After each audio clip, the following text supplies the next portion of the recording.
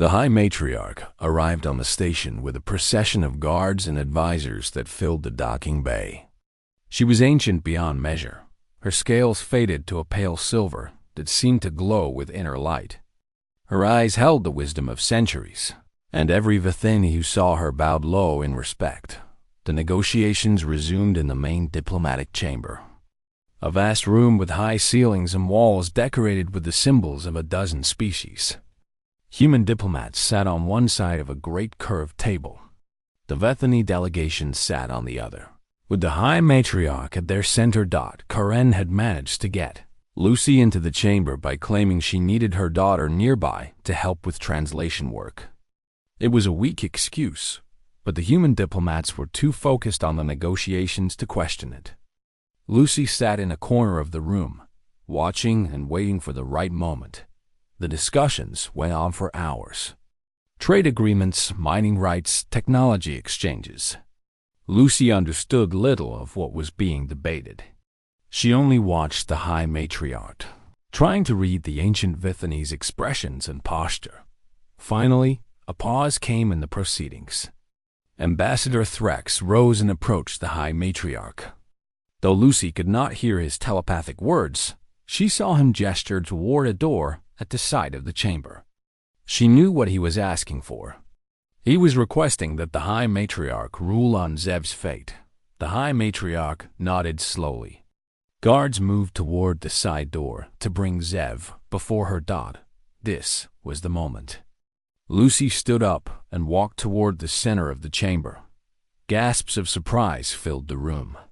The human diplomats called out for her to stop, but Lucy could not hear them. She kept walking until she stood before the High Matriarch's table, looking up at the ancient dragon with calm determination. The Vethani guards moved to seize her, but the High Matriarch raised a clawed hand to stop them. Her glowing eyes fixed on Lucy with intense curiosity. She had never seen a human child show such courage, and she wanted to know why. Lucy raised her hands and began to sign. She knew the Vithani could not understand her words, but she signed anyway. She told them about meeting Zev in the garden. She told them about his intelligence and kindness. She told them about the language they had built together, a bridge of gestures and movements that let two silent souls speak to each other. Karen stepped forward, her voice shaking but clear. She began to translate Lucy's signs into spoken words that the translation devices could convert for the Vethani. Every being in the chamber listened as the story unfolded. Then the side door opened, and guards brought Zev into the room. The young dragon looked terrible. His scales were dull, his crest flat, his whole body showing the effects of days without hope. When he saw Lucy standing in the middle of the chamber, his eyes went wide with shock and fear. He tried to pull away from the guards, not wanting her to get in trouble because of him, but Lucy smiled at him and raised her hands. She signed the greeting they had developed together, the one that said everything would be all right. And despite his fear, Zev answered with the same sign. The High Matriarch's eyes narrowed. She had watched the exchange between the human child and the hatchling with growing interest. Now she turned to look at an elderly Vethani who sat among her advisors. This was Keeper Solvin, the oldest scholar of Vethani history still living. Keeper Solvin had risen from his seat, his ancient body trembling. His eyes were fixed on the hands of the human girl and the young dragon. He had spent his entire life studying the old ways, the forgotten traditions of his people from before the time of telepathy. And he recognized what he was seeing. The keeper moved forward slowly, approaching Lucy and Zev. He raised his own hands that had not made these movements in many decades, and formed a sign. It was rough and uncertain, but it matched one of the gestures Zev had created naturally. Zev stared at the old keeper in complete shock. Then, hesitantly, he signed back. Tears began to fall from Keeper Solvin's eyes. He turned to the High Matriarch and spoke with his voice, something Vethani rarely did. His words were translated for all to hear. He said that the child was using the silent speech. He said that this was the ancient language of their ancestors, the way the Vethani had communicated before the gift of telepathy came to their species. He said that this hatchling, who they had called broken, was not broken at all. This hatchling carried the blood memory of their oldest traditions. This hatchling was a treasure beyond measure. The chamber fell into complete silence. The High Matriarch rose from her seat and walked slowly toward Zev. The guards released him and stepped back. Zev stood frozen, too afraid to move, as the most powerful being in civilization approached him. The High Matriarch stopped directly in front of the young dragon. For a long moment, she simply looked at him with those ancient, glowing eyes. Then she turned to Lucy and made a gesture, a sign that was clumsy but clear. She was asking the human child to teach her something. Lucy understood. She raised her hands and showed the High Matriarch the sign for forgiveness, the one that Zev had taught her when they spoke about mistakes and second chances. She made the movement slowly so the ancient dragon could follow. The High Matriarch copied the sign. Then she turned and made it towards Zev. The young dragon began to cry. Not the silent, hopeless crying of his days in captivity, but tears of relief and joy that he could not contain. Lucy rushed forward and put her arms around him, holding him tight as his body shook with emotion. Ambassador Threx stood at the edge of the scene, his expression unreadable. The High Matriarch turned her gaze to him and held it for a long moment. Whatever passed between them in that silent exchange, it made the ambassador bow his head in shame. The negotiations that followed took on a new character. The Vethani looked at the humans differently now. They had seen a human child do something that none of their own people had managed in centuries. She had reached a soul that everyone else had abandoned. She had found value where others saw only failure. In the days that followed, Zev was moved from his cold cell to quarters near the diplomatic suites. Keeper Solvin began studying the language that Lucy and Zev had created, working to preserve it and expand it. Human and Vethani scholars joined together to research the ancient silent speech, finding new connections between their peoples. But for Lucy and Zev, the politics and research meant little. What mattered was the evening when they returned to their garden among the purple trees and sparkling rocks. They sat together on the same stone where they had first communicated, watching the stars through the transparent ceiling. Zev signed something to Lucy. He told her that she had saved him. Not just his life, but his belief that he had a place in the universe. Lucy signed back. She told him that he had saved her too. He had reminded her that being different was not just something to overcome. It was a gift that could change worlds. They sat in comfortable silence, two souls who had found each other across the vast emptiness of space. The universe might be silent for both of them, but they had discovered that silence was just another kind of language, and in that language, they would never be alone again. Lucy spent 3 days planning. She studied the layout of the station, memorizing the corridors that led to the Vethane diplomatic quarters. She watched the guards and learned their patrol patterns. She gathered every piece of information she could find about Vethany, customs and politics. Her mother noticed that something was wrong. Karen asked Lucy many times what was troubling her, but Lucy could not explain. If she told her mother what she was planning, Karen would try to stop her. She would say it was too dangerous, that it could damage relations between humans and Vethany, that Lucy was just a child who should not get involved in such matters. But Lucy was not just a child. She was someone who understood what Zev was going through. She was the only one who could help him, and she refused to abandon him. On the 4th day, she found a way. The Vethani quarters had a maintenance corridor that ran behind the main rooms. Station workers used it to repair systems without disturbing the diplomats. Lucy was small enough to fit through the access, panels that larger adults could not use. She waited until the station's night cycle began, when the corridors were quiet and most beings were sleeping. Then she slipped out of her mother's quarters and made her way to the maintenance access point she had identified. The corridor was dark and cramped, filled with pipes and cables that hummed with energy. Lucy moved through it slowly, counting the rooms she passed. Dr. Cole had managed to find out which room Zev was being kept in, and Lucy had memorized its location. When she reached the right spot, she found a small vent that looked into the room beyond. Through the metal grating, she could see Zev lying on a bare floor. His scales had lost their shine. His eyes stared at nothing. He looked like he had given up on everything. Lucy tapped gently on the vent. Zev did not react at first, but she kept tapping in a rhythm they had developed as a signal. Finally, his head lifted. When he saw her face through the grating, his eyes filled with tears. The vent was too small for Zev to fit through, and Lucy could not open the door to his room from outside. But she could reach her hands through the grating, and that was enough. She began to sign, telling him that she had not forgotten him, telling him that she was working on a plan to help him, telling him to hold on and not give up hope. Zev pressed his face against the vent, trying to get as close to her as possible.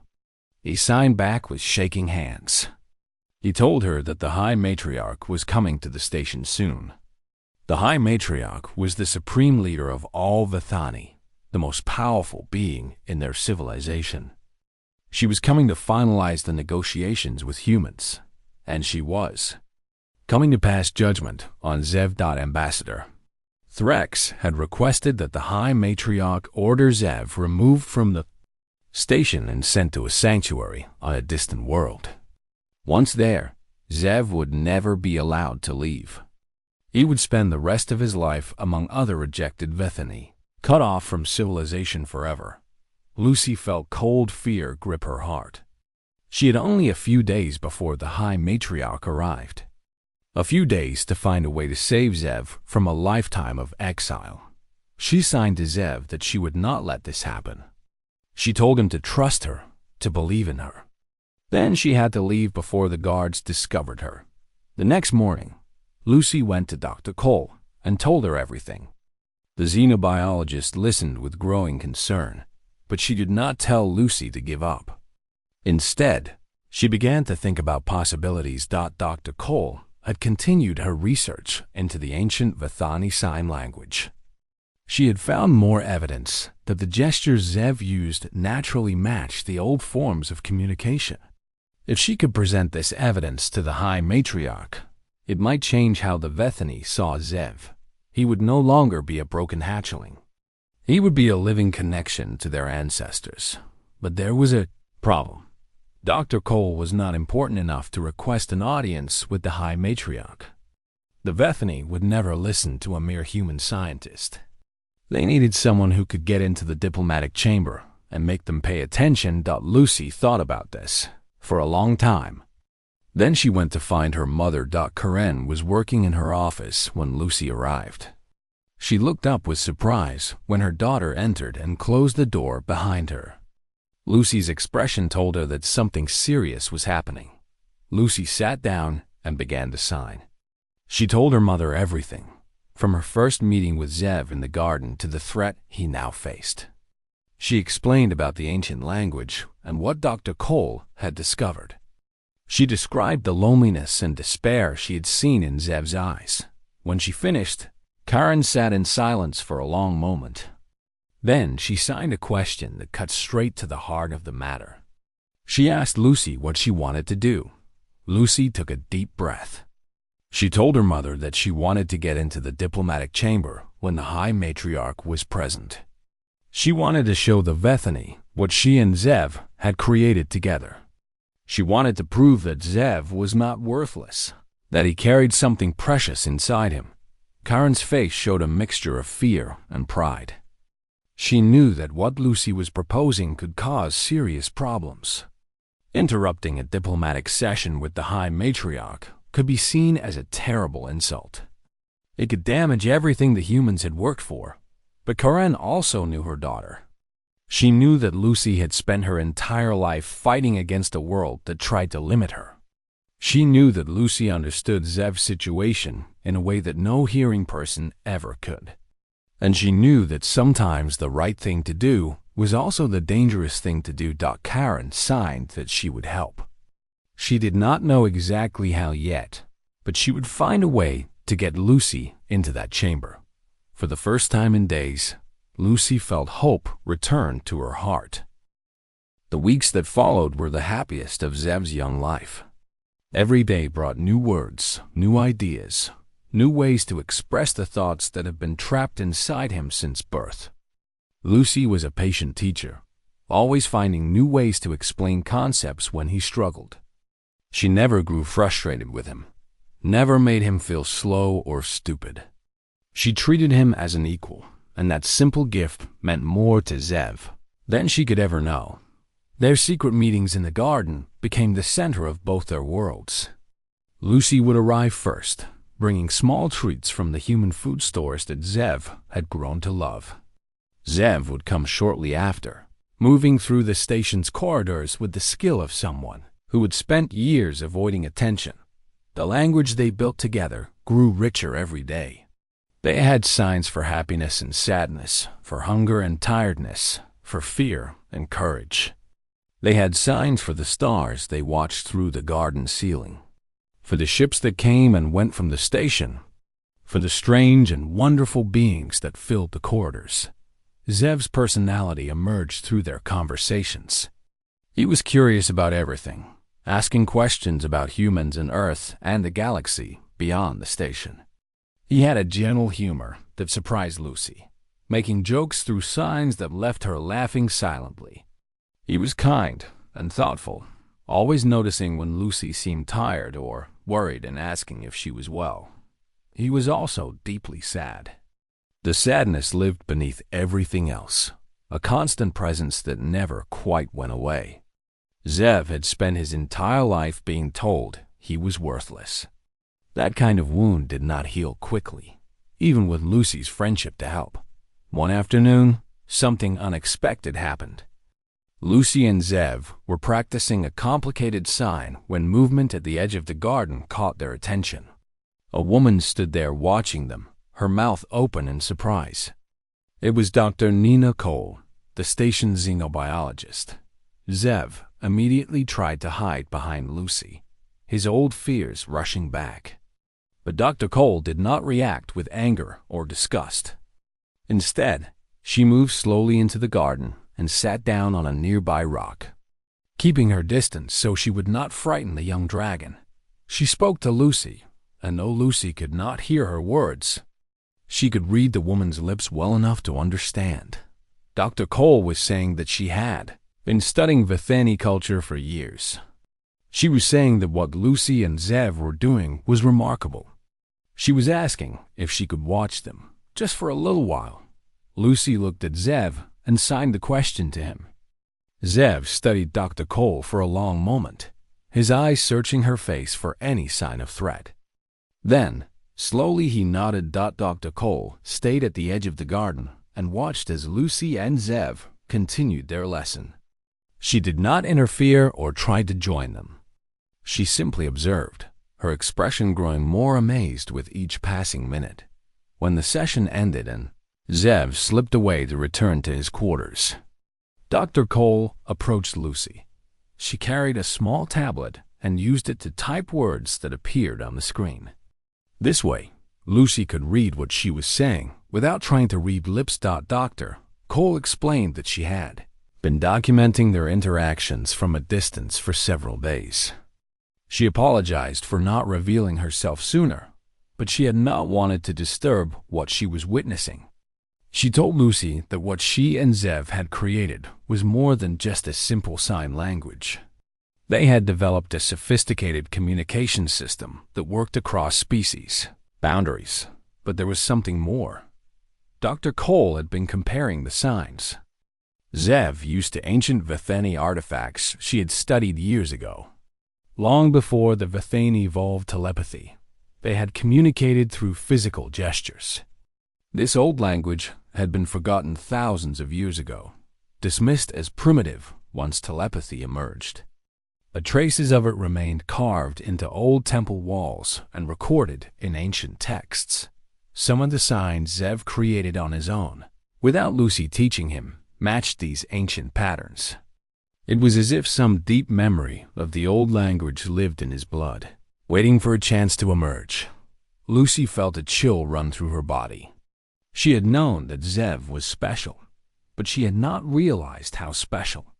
The Vethani treated him as broken and useless, but he carried something precious inside him, a connection to their own forgotten past. Dr. Cole asked Lucy to keep this information secret for now. She wanted to gather more evidence before presenting her findings to anyone else. If she was right, this discovery could change everything for Zev. It could prove that he was not a mistake, but a gift, a living bridge to Vethani history. Lucy agreed to keep the secret. But that night, as she lay in bed thinking about what she had learned, she felt both hope and fear. Hope that Zev might finally be recognized for what he truly was. Fear that the proud Vethani might reject this truth rather than admit they had been wrong about him. The next day, everything changed. When Lucy arrived at the garden, Zev was not there. She waited for hours, but he did not come.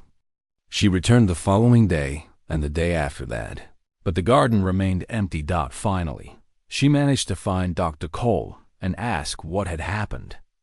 The answer broke her heart. Ambassador Threx had discovered that Zev was leaving his quarters to meet with a human.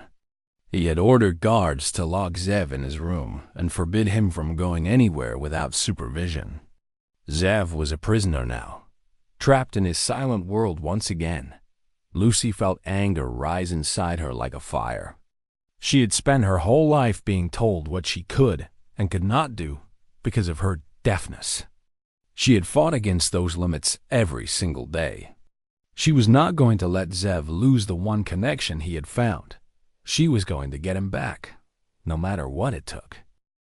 3 days passed before Lucy learned the truth about the hatchling. Her mother came home from work looking tired and troubled. And over dinner she shared what she had heard from the other diplomats on the station. The young Vethani was named Zev. He was the nephew of Ambassador Threx, one of the most powerful leaders in the Vethani delegation. But Zev had been born with a condition that was considered the worst possible fate for his kind. He had no telepathy at all. He could not send thoughts, and he could not receive them. To a species that communicated entirely through mental connection, Zev was completely cut off from everyone around him. Karen signed this information to Lucy, her hands moving slowly as she explained the situation.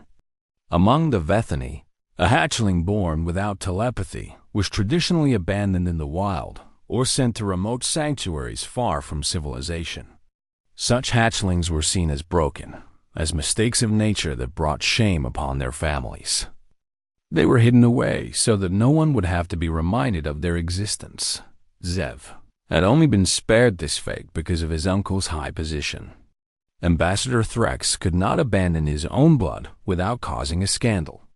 So instead, Zev was kept hidden in the diplomatic quarters, cared for by servants, but never shown to the public. He was fed and sheltered, but given no love, no connection, no hope. Lucy felt her heart grow heavy as her mother signed these words.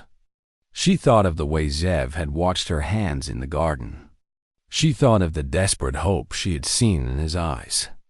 He'd probably never met anyone who tried to communicate with him in any way.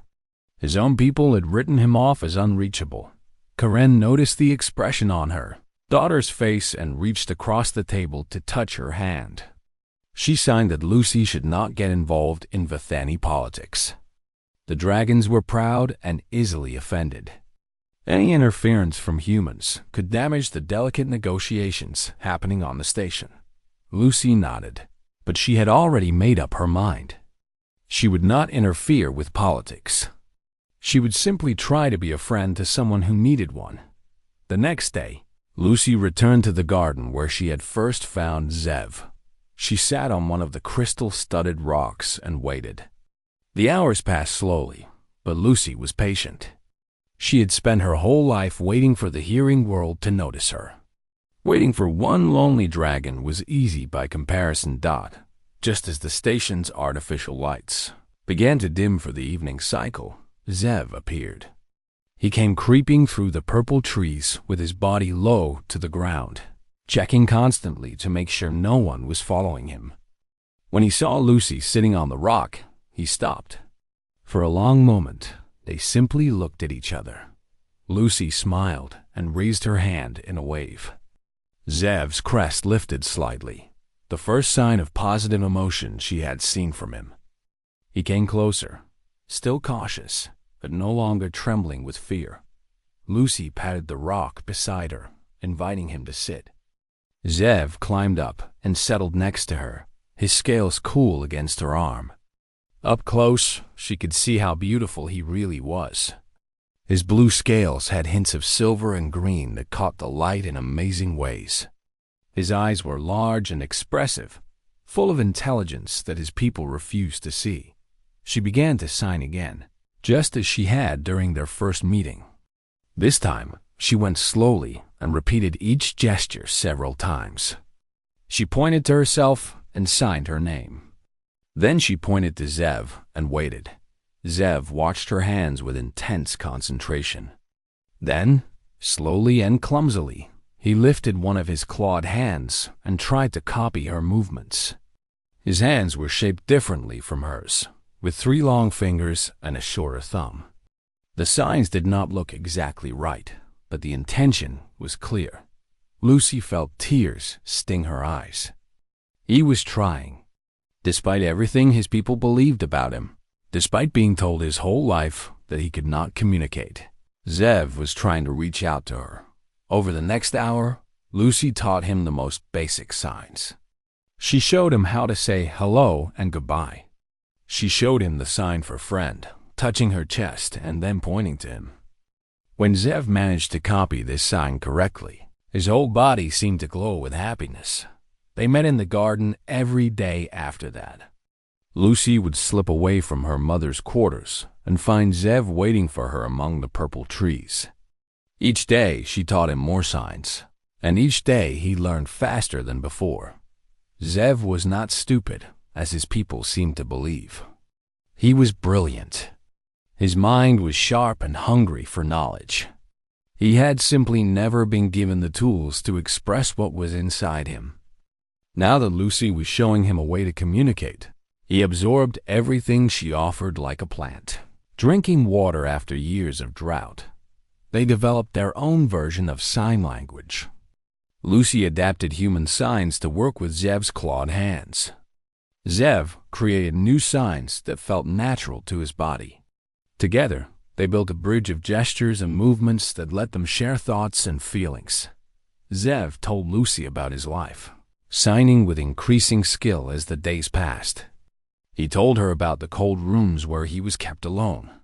He told her about the servants who would not look at him.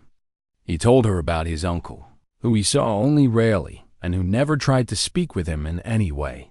Lucy shared her own experiences. She told him about growing up deaf in a world designed for hearing people. She told him about the frustration of being treated as less capable simply because her ears did not work. She told him about the strength she had found in being different. For the first time in his life, Zev understood that he was not broken. He was not a mistake. He was simply different, and different did not mean lesser. One evening, as they sat together watching the stars through the garden's transparent ceiling, Zev signed something that made Lucy's breath catch in her throat. He signed the word for family and pointed at her. Lucy pulled him close and held him gently. She did not need words or signs to answer. The hug said everything. They did not know that someone was watching from the shadows. They did not see the silver-scaled figure of Ambassador Threx standing at the garden entrance, his ancient eyes fixed on the strange scene before him, and they did not hear him turn away in silence, his expression impossible to read. The space station hung like a silver jewel in the darkness between stars. Thousands of beings from dozens of worlds walked its corridors every day, speaking in languages that filled the air with strange sounds. Lucy Martin noticed none of these sounds. She had been deaf since the day she was born, and the universe had always been a silent place for her. Lucy was 12 years old with brown hair that she kept in a simple ponytail. Her eyes were sharp and always moving, watching everything around her. Where others used their ears, Lucy used her eyes. She could read the feelings on a face before anyone spoke a word. She could sense tension in a room by the way people held their shoulders. The universe spoke to her in its own way, and she had learned to listen with her whole body. Her mother, Karen Martin, worked as a xenolinguist on the station. Karen studied alien languages and helped different species understand each other. Today, she had brought Lucy to a diplomatic gathering where the Vethani were meeting with human leaders. The Vethani were unlike any species Lucy had ever seen. They looked like dragons from old Earth stories, with scales that shimmered in colors that seemed to shift when they moved. They walked on 4 legs, but could stand on 2 when they wanted. Their eyes glowed with inner light, and their presence filled any room they entered. Lucy sat in a corner of the large hall, watching the Vethani with fascination. Her mother had explained that they communicated through telepathy. They could send thoughts directly into each other's minds without making any sound at all. This made them proud. They looked down on species that needed words and sounds to share ideas. To them, verbal communication was primitive and crude. Karen was busy working with a translation device, helping the human diplomats understand Vethani customs. She signed to Lucy that she would be working for several hours and that Lucy should stay in the approved areas of the station. Lucy nodded and decided to explore. She wandered through corridors filled with plants from 100 worlds. The station had gardens designed to make different species feel at home. Lucy found one garden that was empty and quiet, filled with tall purple trees and rocks that sparkled with embedded crystals. She liked it here. The silence that others might find uncomfortable was her natural home. As she walked deeper into the garden, Lucy noticed movement behind a cluster of large rocks. She stopped and watched carefully. Something was hiding there, something small that was trying very hard not to be seen. Lucy moved slowly and quietly, though she need not have worried about making noise. She came around the rocks and found a young Vethani hatchling pressed against the stone. It was about the size of a large dog, with scales that were a beautiful shade of blue. But something was wrong. The hatchling was trembling badly, and its crest, which should have stood tall on its head, lay flat against its skull. Its eyes were wide with fear. Lucy had seen frightened animals before. She had seen frightened children before. This hatchling was both. She crouched down slowly, making herself smaller and less threatening. The hatchling watched her but did not run. She tried speaking, forming words with her mouth even though she could not hear them herself. The hatchling did not react at all. It just kept staring at her with those frightened, glowing eyes. Lucy found this strange. Even though Vethani used telepathy, they could still hear sounds. They should react to voices. Then a thought came to her. What if this hatchling could not hear, just like her? What if it could not use telepathy either? What if this small dragon was as silent in its world as Lucy was in hers? Lucy smiled gently and raised her hands.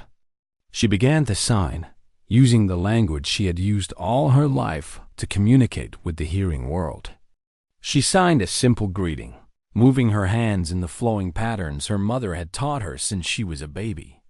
The hatchling stopped trembling, its eyes fixed on her hands with intense focus. Lucy could see something change in its expression. The fear did not disappear, but something else joined it. Curiosity. Hope. Lucy pointed to herself and then made the sign for her name. She pointed to the hatchling and tilted her head, asking without words what its name might be. The hatchling watched every movement she made as if her hands held the secrets of the universe. For several minutes, Lucy simply signed. She told the hatchling about herself, about her mother, about Earth with its blue oceans and green forests. The hatchling could not understand her words, but it understood something far more important. It understood that this strange human girl was trying to reach it. It understood that someone finally saw it as something more than broken. The peaceful moment shattered when a tall figure appeared at the garden entrance. Lucy looked up to see a Vethany elder, its scales a dull gray with age, its eyes cold and hard. The elder made no sound, but the hatchling reacted immediately. It pressed itself lower against the ground, its whole body showing submission and shame. The elder walked forward and looked down at Lucy with an expression she could not read. Then it turned to the hatchling and made a sharp gesture with one clawed hand.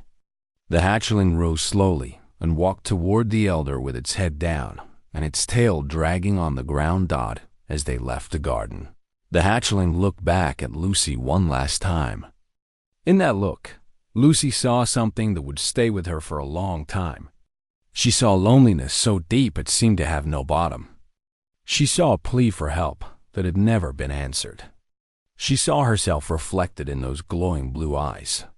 Lucy sat alone in the garden for a long time after they left. She thought about what she had seen.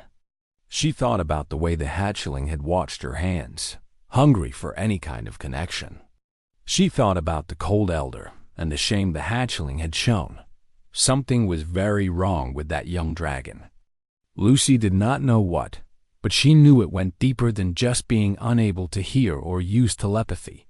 The hatchling was being treated as something broken, something shameful, something to be hidden away. Lucy understood that feeling better than most. There had been times in her life when people looked at her like she was less than whole. There had been times when others treated her deafness as a problem to be solved rather than simply a different way of being. She had fought against those attitudes her entire life. Now she had met someone who faced the same struggle, but without anyone to help. Without anyone who understood. Lucy stood up and walked out of the garden. She did not know how she would find the hatchling again. She did not know what she could do to help, even if she found it. But she knew one thing with absolute certainty. She was not going to let that little dragon face the silence alone.